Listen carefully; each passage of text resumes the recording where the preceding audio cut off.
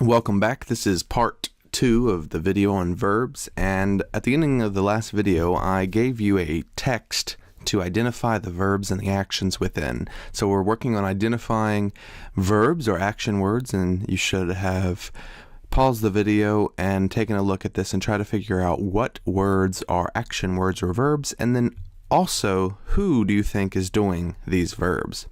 So if you haven't done that, you can do so now. Pause it and do it before I move on. So I'm going to reveal the answers now. In red, we have all of our action words or verbs. Los lunes, Mondays, me gusta caminar al parque con mi hermano. I like to walk to the park with my brother.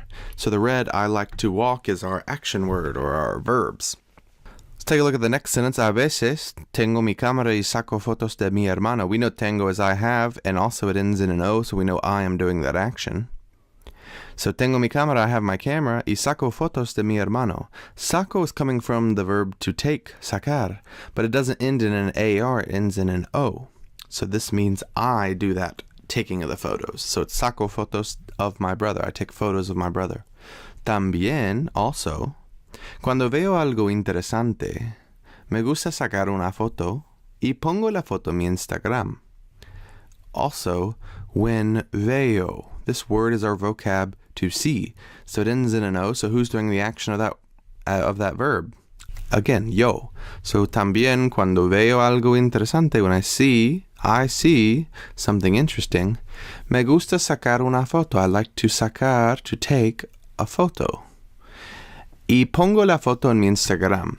Now we don't know what this word pongo means, but I've told you because it's in red that it's a verb. So look at the ending of that verb. You don't even know what it means, but you can already tell who is doing that word. And it ends in an O, so I am doing something with the photo in relation to my Instagram. So I like to take a photo and I blank the photo on my Instagram. You could recognize that that is either I upload or I post, or the right answer, I put the photo on my Instagram. So just because you don't know what a verb means doesn't mean you can't understand a little bit about how it's interacting with other parts of the sentence. It's a good tool to be able to understand what these endings mean and be able to make inferences about the meanings of these verbs. So now we want to get past just reading and identifying and say, well, how do we say things? And we already know that the yo indication is the ending with O. So we can take a couple of these verbs, comer, montar, and asistir, and we can change the endings to make it mean I eat, I ride, and I attend. I'm going to tell you that all of these words mean to eat, to ride, and to attend. So they all have to, and there's a pattern within these words that mean to do it. Not just I or you, but to do it specifically, without any person attached. And this is the pattern, the ER. The AR, the IR, these vowel plus R, that's what is indicating that the verb is in its natural state, to ride, to attend, and it doesn't mean someone does it. So that's what we got to get rid of. We got to get rid of the to eat and say I eat. So get rid of that ER and we get I eat paella on Mondays. Yo what? Yo como paella los lunes.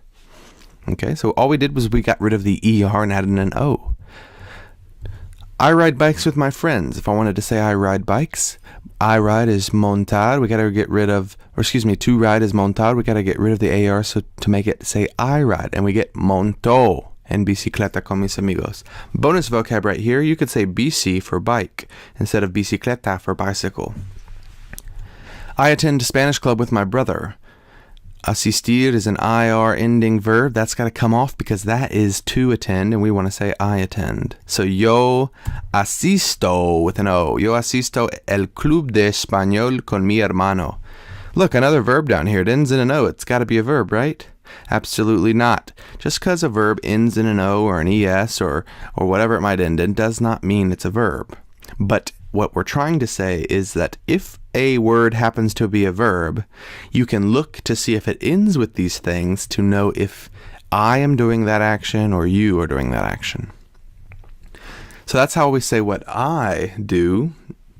What about what you do? Well, we saw those examples. You prefer, I prefer. Those ended with es. And so those endings are the indication that you, too, are doing the verb. So comer, caminar, asistir, the same ones. Let's see what we can do. You eat, tú comes. Look at the change. ER, got rid of the two and added ES. Why did I add an ES and not an AS? Because the genetic information of the ER told me that I needed to add the one that matched ES. So ER, ES. Caminar, AR. Well, we're going to have AS because the AR told us. Asistir, ES or AS? What do you think? Well, in this case, if this is our only options to choose from, it's going to be an ES. The reason is I and E, those letters are more similarly related than the A and the I. So you attend is tú asistes. So all you got to remember is that if you are doing the action, it's going to either end in ES or AS.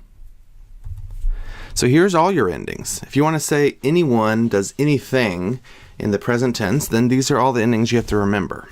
I do something, it's going to end in an O. That's the only possible ending. It's a clear indication that I am doing that action. You, well, we get an extra ending. It's either going to end in an AS or an ES. And so if you want to think some ways to remember this, yo ends in an O. If it's yo, it ends in an O. The yo ends in an O, so the verb will end in an O as well.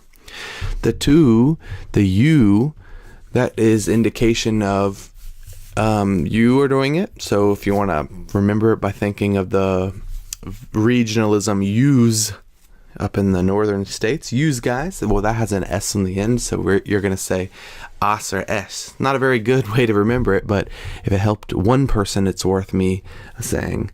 And just notice what we've done to get the endings for he and she. If she or he does the action of a word, we just get rid of that S, we drop it, and it becomes AE. So O, AS, and ES, get rid of the S's, they become he or she. Now if we want to make she multiple people, let's say there's 2 or 3 girls or a couple guys, to be able to say that it's the third person, these she and he people, but there's numerous people in the group, not just one, we add an N for numerous. It's a good way to remember it. An, en, so they gets a letter added. Notice they have to all be different because if they were all the same, then we wouldn't know who's doing what action. And then the last one, probably one of the more complicated ones, we, nosotros. How do we say we do something? Well, we is a combination of you and I and he or she. So look, we've got an O from I in the amos, hemos, imos. We've got an S from you that ends the word, and then we've even got A's and E's and vowels attached to the beginning. So this is just a big old mashup of all the other ones put together. And so the longest one's going to be the largest group. So nosotros, we, it's a whole bunch of people. It's going to be amos, hemos, and imos. Notice that we have 2 terms for they in Spanish, ellos and ellas, just like we have ella and él. So they, a group of guys, ellas, a group of girls.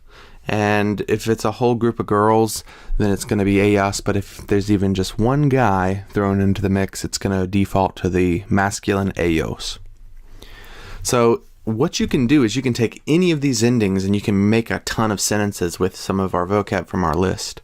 So if I wanted to say we walk, I would say, well, first off, we is nosotros. But I've got to make this caminar match the we.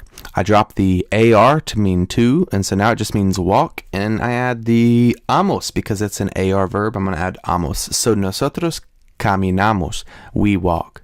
Try to do that with some of these verbs and follow some of the practices on the side and in class, and I promise you're going to get through this. Watch the video again if you've got questions, but it's a tough topic. Don't beat yourself up about it if you don't understand it the first try.